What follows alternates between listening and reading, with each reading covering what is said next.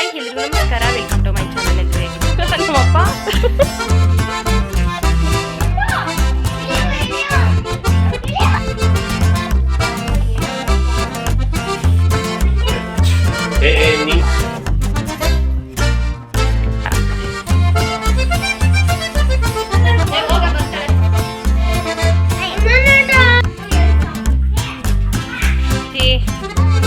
ಸರಿ ಬಾ, ಯಾಕೆ ಓದಾಟಿಗೆ ಸಾಕು ಸಾಕು.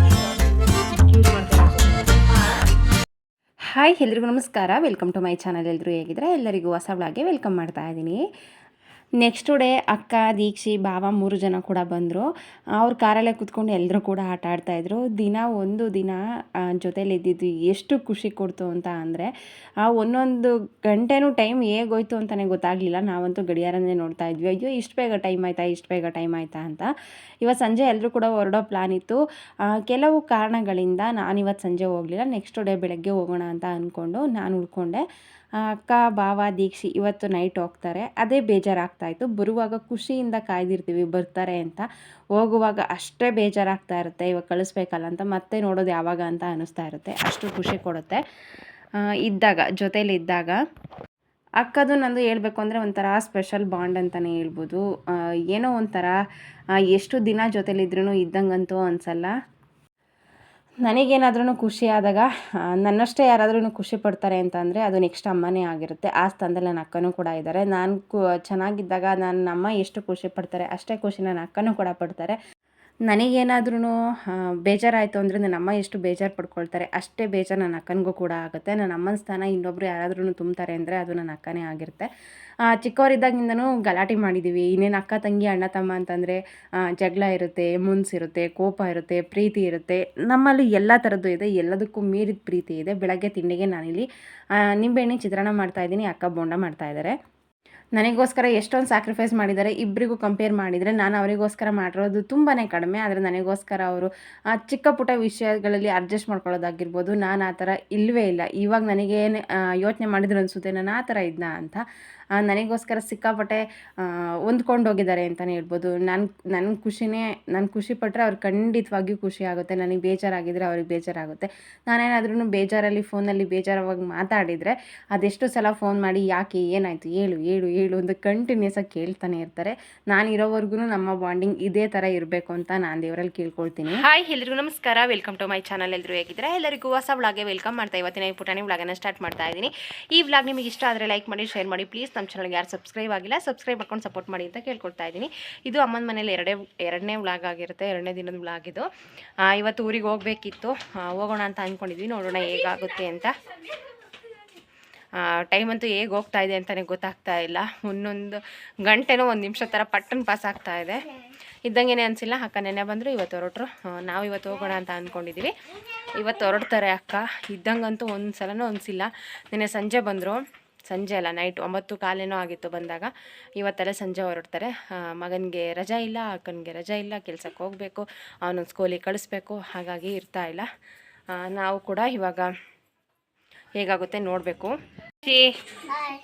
ಸರಿ ಬಾ, ಏನು ಮಾಡ್ತಾಯಿದ್ಯಾ? ಯಾವಾಗ ಬಂದೆ ಬೆಂಗಳೂರಿಂದ? ಬಾಯ್, ಯಾವಾಗ ಬಂದೆ ಬೆಂಗಳೂರಿಂದ? ಇಲ್ಲಿಗೆ ಯಾವಾಗ ಬಂದೆ? ನೆನ್ನೆ ಬಂದಾ? ಚೆನ್ನಾಗಿದೆಯಾ? ಯಾವಾಗ ಹೋಗ್ತೀವಿ ಬೆಂಗಳೂರಿಗೆ? ನಮ್ಮೂರಿಗೆ ಹೋಗೋಣ ಬರ್ತೀಯಾ? ಹಾಂ, ಓಕೆನಾ? ಲಡ್ಡು ಸ್ನಾನ ಆಯಿತಾ? ವಿಭೂತಿ ಎಲ್ಲ ಹಾಕೊಂಬಿಟ್ಟಿದ್ಯಾ? ಆಯಿತಾ ತಿಂಡಿ? ಏನು ತಿಂಡಿ?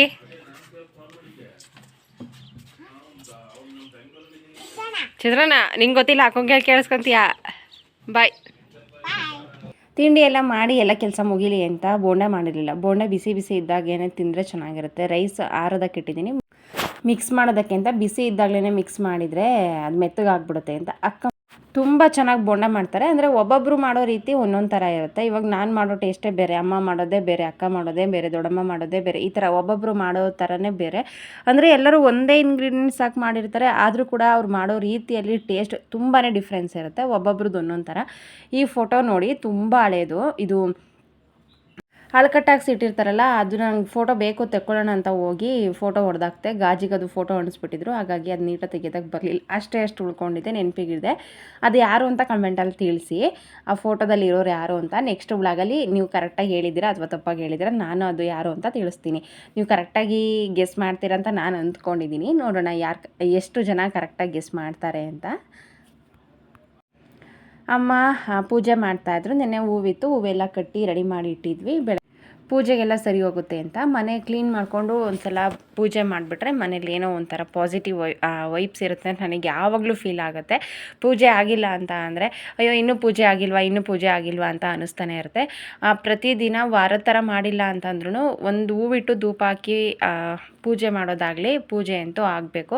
ಕೆಲವ್ರು ಹೇಗೆ ಅಂತಂದರೆ ಪ್ರತಿದಿನ ಪೂಜೆ ಮಾಡ್ತಾರೆ, ಅಂದರೆ ದಿನಕ್ಕೆ 2 ಟೈಮು ಪೂಜೆ ಮಾಡ್ತಾರೆ. ಇನ್ನೊಬ್ಬರು 1 ಟೈಮ್ ಮಾಡ್ತಾರೆ. ಕೆಲವರು ಅವ್ರದ್ದು ವಾರಗಳು ಯಾವತ್ತಿರುತ್ತೆ, ಸೋಮವಾರ ಅಥವಾ ಭಾನುವಾರ, ಗುರುವಾರ, ಈ ಥರ ವಾರ ಮಾಡ್ತಾರಲ್ಲ, ವಾರಗಳಲ್ಲಿ ಮಾತ್ರ ಮಾಡ್ತಾರೆ. ಆದರೆ ನಮ್ಮ ಮನೇಲಿ ಹೇಗೆ ಅಂತಂದರೆ ನಾವು ವಾರಕ್ಕೆ 2 ದಿನ ವಾರ ಮಾಡ್ತೇವೆ, ಜೊತೆಗೆ ಪ್ರತಿದಿನವೂ ಕೂಡ 2 ಟೈಮು ದೀಪ ಹಚ್ಚುತ್ತೀವಿ. ಹಾಗಾಗಿ ಅದು ಅಭ್ಯಾಸ ಆಗಿಬಿಟ್ಟಿದೆ.